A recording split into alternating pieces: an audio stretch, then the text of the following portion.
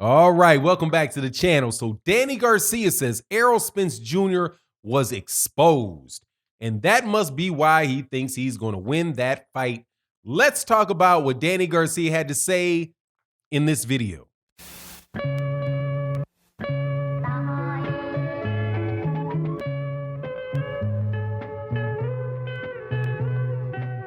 All right, welcome back to the channel. So you guys got to excuse me. I got a work meeting later today, so I had to keep it a little more neat than I have in the last several videos with the t-shirt. So that's why I got my collar on, in case you were wondering.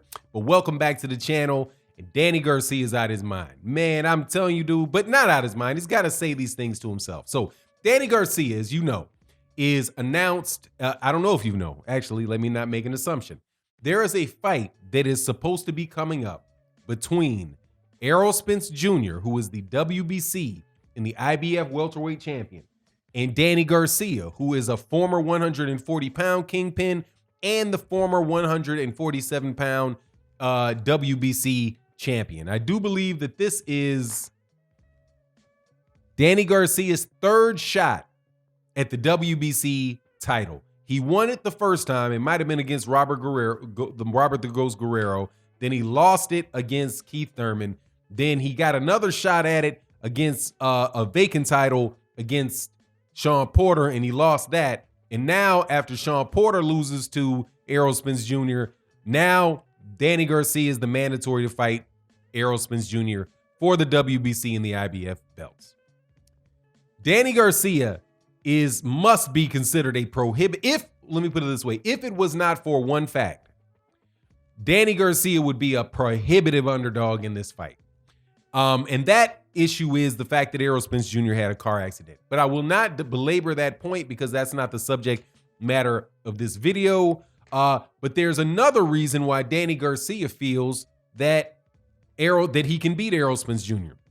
And that is that because he was exposed, Errol Spence Jr. was exposed in the fights with Mikey Garcia and Shawn Porter. So how was Errol Spence Jr. exposed? What was exposed? Let's talk about it. So in the Mikey Garcia fight, which was against Errol Spence Jr. and Mikey Garcia. Mikey Garcia at the time, I do believe, was the WBC lightweight champion. He had dropped the IBF 140-pound title. They won when he beat Sergey Lipinets. Sergey Lipinets, who, by the way, is a welterweight now and will be fighting Abu Karev some point in time this year on Showtime. Now, in the fight with Mikey Garcia, Errol Spence Jr. beat Mikey Garcia every minute of every round in any way that he wanted to beat him. But it was a situation where Errol Spence Jr. just boxed him from the outside, stacked up rounds, right? Mikey Garcia, who was the boxer, who was supposed to be the better boxer, have the better skills. Errol Spence Jr. was the come forward, flat-footed fighter, and Mikey Garcia thought he saw something. Well, what wound up happening is that instead of Mikey Garcia seeing what he thought he saw, we all saw what we thought we were going to see, and that was an ass whooping on the part of Errol Spence Jr. to Mikey Garcia. But he didn't knock him out. He just outboxed him. So people were like, oh, Errol doesn't punch that hard. Errol should have got the lightweight out of there. All that good old stuff. Now, never mind the fact that Mikey Garcia has beaten two top welterweights already. One is Sergey Lipinets that he beat. And the other guy that he beat was, he just beat Jesse Vargas. I wouldn't call them, maybe not top welterweights, but good, solid welterweights. And he was the best guy at 140 pounds, the weight class below 147. But whatever the case was, people imagined that Errol Spence Jr. was going to run through him and knock him out and stop him. But Errol didn't fight that fight with him. He just outboxed him and beat him 12 rounds to nothing, and beat him so bad in one round that a judge gave him a 10-8 round just for how many times he hit Mikey Garcia upside the head. So Errol Spence Jr., they call that being exposed.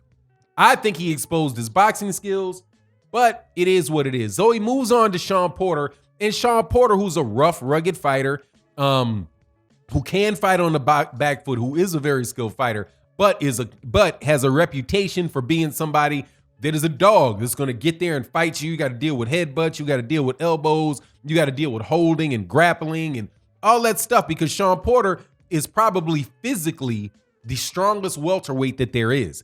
He's short in stature, but he's very thick. He's very strong. And so, but Errol Spence Jr. didn't attempt to outbox him. Errol Spence Jr. went to war with him. Winds up dropping him, I think, in the 11th round and winning a decision that some people said they thought that Shawn Porter won that fight, but man, please, that's more wishful thinking. Okay, so those are the situations in which Danny Garcia said Errol Spence Jr. was exposed. And Danny Garcia is going to take advantage of it. Like, there's a little bit of a leap from Errol Spence Jr. being exposed to you being able to take advantage of that exposure. Now, Danny Garcia also, though, has been exposed.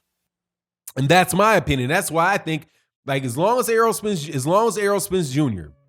fights Danny Garcia like he fought Mikey Garcia, that this is going to be a 12-round to nothing fight.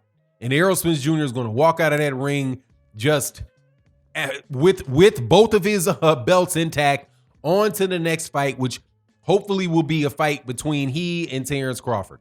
And the reason why I say that is because Danny Garcia was exposed against Mauricio Herrera and Lamont Peterson, in that he does not deal well with fighters that can move. And fighters that can move, that are patient, that don't lose focus, don't leave their jab out there to be countered with that left hook, cause him a lot of problems, which is why that same blueprint was used by Keith Thurman and Danny Garcia, Keith Thurman and Shawn Porter when they beat Danny Garcia. Keith Thurman boxed Danny Garcia from the outside. Early on in the fight, he got his pound of flesh, and after that, he just outboxed him. Kept adding up rounds, keeping his jab at the tip of the dude's nose, and just continually scoring and beating Danny Garcia. Same thing for Shawn Porter. Shawn Porter showed that he could fight on the outside and he could take advantage of Danny Garcia's lack of mobility. Now, if you recall, there was even a fight with Bam Bam Rios. Now, Bam Bam Rios was able to stay clear of Danny Garcia for a considerable amount of time. Zab Judah at that fight at 140 pounds, Zab Judah was able to box on the outside and survive and last against Danny Garcia and give Danny Garcia problems at 140 pounds. The guys that Danny Garcia, waxes are the guys that just come straight forward at him and like Amir Khan, who doesn't use a particularly a good amount of boxing, but it's more of that, shoe shine, shh type of punches. And Danny Garcia caught him slipping and bow, you're up out of there. That's what I see going on with Errol Spence Jr. As long as Errol Spence Jr. it does not feel like he's got to be rugged and smoke Danny Garcia out of there and just, lay him out, he's going to be able to win that fight, going away. And I don't think, my opinion is that I don't think it would be much of a fight. But unfortunately, Errol got a little bit of that. No. Maybe he doesn't, because he was able to do that with Mikey Garcia. Now, there's another issue that came into play that Errol Spence Jr. mentioned, and it's been mentioned for the last few months. It was actually being mentioned before the Mikey Garcia fight, and that's Errol Spence Jr.'s strength and conditioning. Now, there are a lot of people that specifically are calling for a solution, which is his former strength and conditioning coach Blu-ray being brought back, but there were some issues with that going into the Mikey Garcia fight where they stopped working together. But you could also see out of Errol Spence Jr., when Errol Spence Jr. was talking now, he was like, look, when I was looking for a championship, and I'm paraphrasing, I didn't take breaks from training. Maybe after a fight, I may take a day or two, but after a day or two, I'd be back in the gym going, right? He said, but then it became, not a couple days, it became a couple weeks. And then after that, it went from a couple weeks to he wasn't going to start working out until he knew that he had a fight date, right? So, he just was talking about his having less commitment to boxing. And, a lot of that I think probably came because he had some very long layoffs from guys that were ducking him. But now he says he's got the problem, solved. I think the fight is supposed to be in November. Somebody can correct me if I'm wrong about that, but we're in July. So he's already training. Looks like he's in good shape or getting close to fight weight this far out. I don't think that same thing is going to be a problem for him when he fights Danny Garcia, but it's going to be a good fight. I don't lunch on Danny Garcia whatsoever. He is definitely a top-notch welterweight, a top-notch fighter. And if you sleep on him or just something goes wrong and maybe he gets a lucky punch off, he could get a lucky left hook off and, hey man, that whole fight could change. And like somebody said, trying to be cute, Errol could be punch drunk. It's just that I don't see that, man. I just see the guy being able to outbox Danny Garcia. And as long as he's patient and he's just willing to rack up rounds, Errol Spence Jr. is going to walk out of there with that fight. Not everybody's the type of guy that you need to go in there and try to knock out like you tried to knock out Shawn Porter. Shawn Porter doesn't have the punching power that Danny Garcia is. So what he would catch, so Shawn Porter could catch Errol on, and he did catch Errol on occasions, but he's not going to hit with the same thunder that a Danny Garcia is going to hit him with that left hook. So we'll see how the fight plays out. You let me know what you think in the comment section. With that, I'm out. Peace.